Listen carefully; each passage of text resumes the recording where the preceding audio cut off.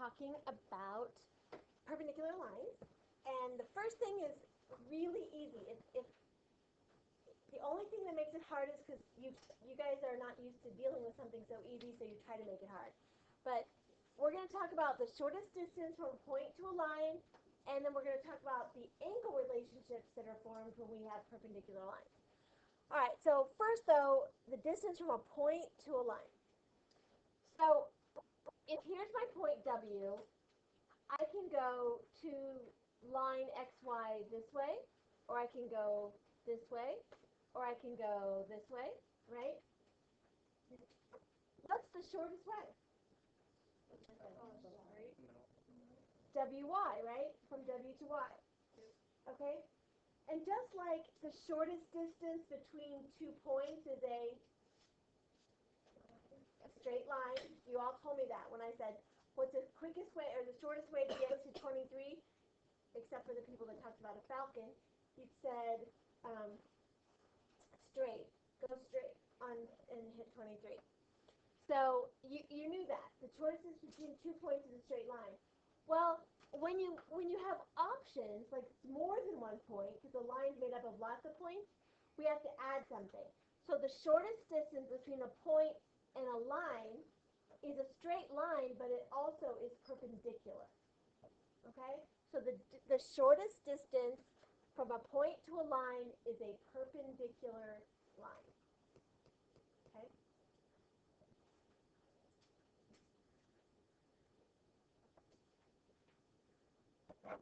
All right, so we're going to use that we can write equations. So what can you tell me about the length of WY and the length of WZ? Like if you were going to compare them, what would you say? Well, the length of WY is nice. Yeah, but if you were going to compare the two, not what are they, but just compare the two. They're the same WY and WZ? Right, WY is shorter because the shortest distance between a point and a line is a perpendicular line. So this line has to be shorter. Okay, how do we say shorter in math language? What symbol? Less than, right. So we could say WY is less than WZ, right? And then since, like Ella pointed out, that there are numbers attached, instead of WY and WZ, I can say X plus 7 is less than 19. Okay? And then I can just solve it. Whenever you're solving an inequality, it works just like an equation. You'd subtract 7 from both sides, and you'd get X is less than 12.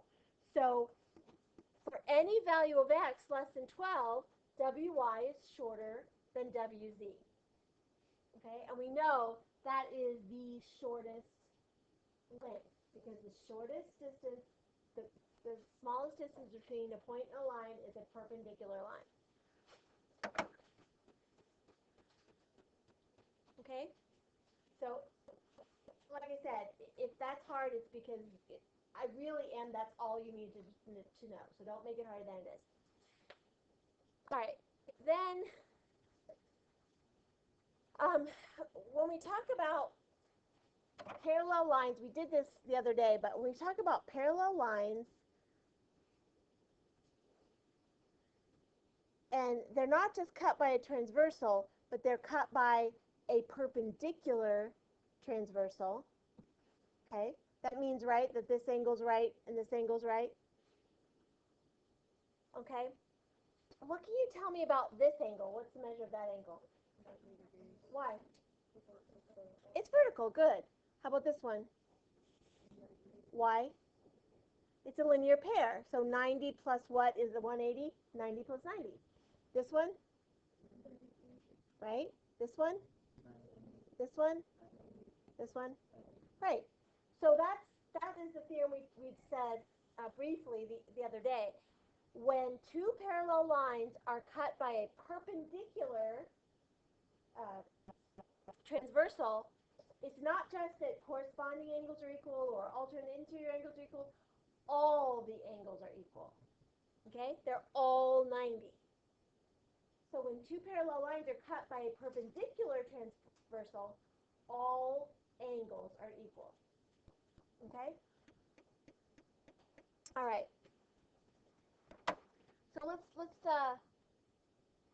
so that's kind of one theorem we're going to use here, but I've got two right angles here, and I want to prove that these two lines are parallel. Can I do that? Why? Okay, they're both 90. Okay. What theorem can tell me that those two are equal? The same side interior? That lines are parallel? Right, converse of the same side interior. The same side interior says if these two are supplementary, so if these are they supplementary? 90 plus 90 is 180, so yeah. So if these two angles are supplementary, the converse of the same side interior angle theorem says that these lines are parallel. Okay? How about this line? Is it parallel? Can we prove it? Like, is there anything that helps us? What? One is corresponding with the 90-degree angle. Okay, but how much is one? Why? How do you know that? Corresponding angles. Remember, the theorem says if parallel lines are cut by a transversal, then corresponding angles are congruent. Do we know these are parallel yet? No, so we can't assume that these are equal.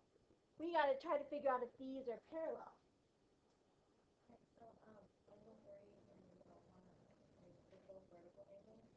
What? These two? Right.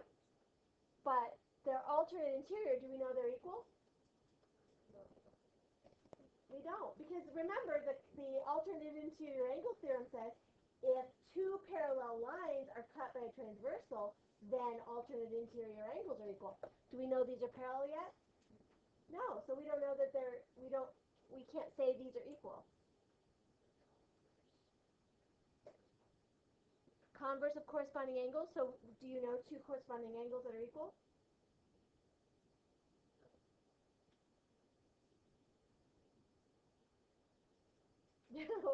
No. We're kind of talking in a circle, aren't we? You can't say these lines are parallel without knowing the angles are equal. And you can't say the angles are equal unless you know the lines are parallel. So is there a way to prove these lines are parallel?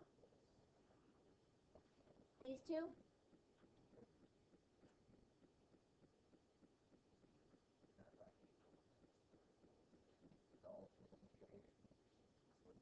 But we don't know that's 90, right? We don't know that's congruent. Yeah. Oh. Well, let's say we weren't allowed to measure. We don't have anything accurate enough to measure. So we're going totally on logic. I don't know if this will work, but take the far right on 90-degree angle, and since angle 4 and that big one that we use make angle 4 90. Right. I think angle 5 90 because they're both vertical angles. Okay. And then angle 5 is alternate or exterior is angle 2. Okay. And then angle 2 is a vertical angle as well. Well, except for 5 and 2 to be equal, what has to be true? The lines have to be parallel. Do we know these two lines are parallel? No. Okay? So, do we really know anything about this line? No, we're not given any information. We're not given a measurement of an angle. We're not given a right angle symbol. We're not given anything. So we really don't know anything about this. I know it looks close, but what if it's like, instead of 90-degree angle, what if it's an 89.7-degree angle? Or an 89.9-degree angle? Could you tell with the naked eye if that's the same? I don't know if I could. I think they'd look pretty similar. So we can't say for sure unless we're given those angle measures, and we're not. Okay? So just to quickly review then, can we say 1 and 2 are equal, are congruent? Yes. Yeah, why? Because they're vertical. Yeah, because they're vertical. Can we say 2 and 3 are congruent? No, because we don't know those lines are parallel. Can we say 3 and 4 are congruent? Yeah, 3 and 4 we can, because remember we proved these two lines were parallel by the converse of the same side interior theorem. How about 1 and 3? Nope. How about 2 and 4? Nope. How about 3 and 5? Yes. Why? Right, alternate exterior. So does that make sense? I was trying to give you examples and counterexamples. Does that make sense? Okay. All right. Then let's throw a little bit of algebra on this problem. Let's say I've got parallel lines cut by what kind of transversal? Perpendicular. That means every single angle equals what? 90. Good. All right. So can we solve this equation? Yes. Okay. But there's an x and a y. That's a little freaky. Well, since they're all 90, we can just take 5, 5.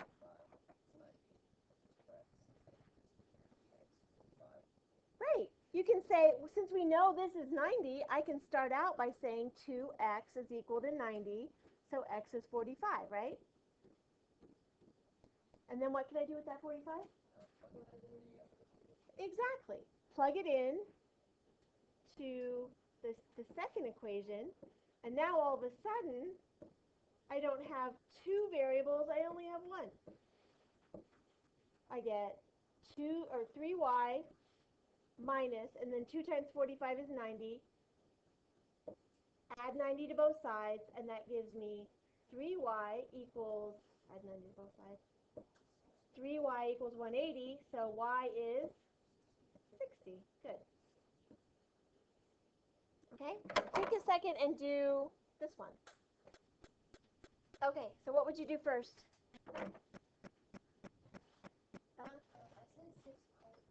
Good. 6y is equal to 90. Divide by 6, so y is 15. And then what do we do? Right.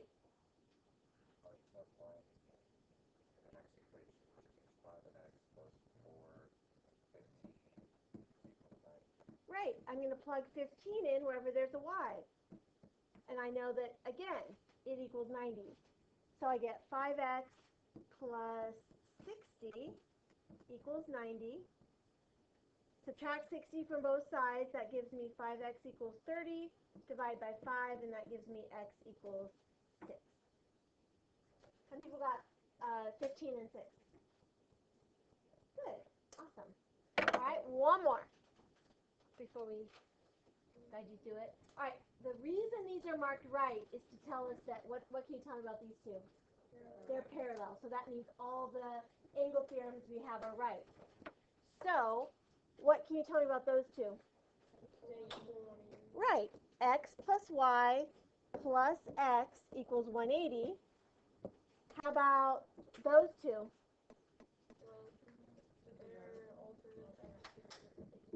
So they're equal, right? So my other equation would be x plus y equals 2y. So I'd get 2y on the other side, set it equal to 0, and then solve by elimination. Okay?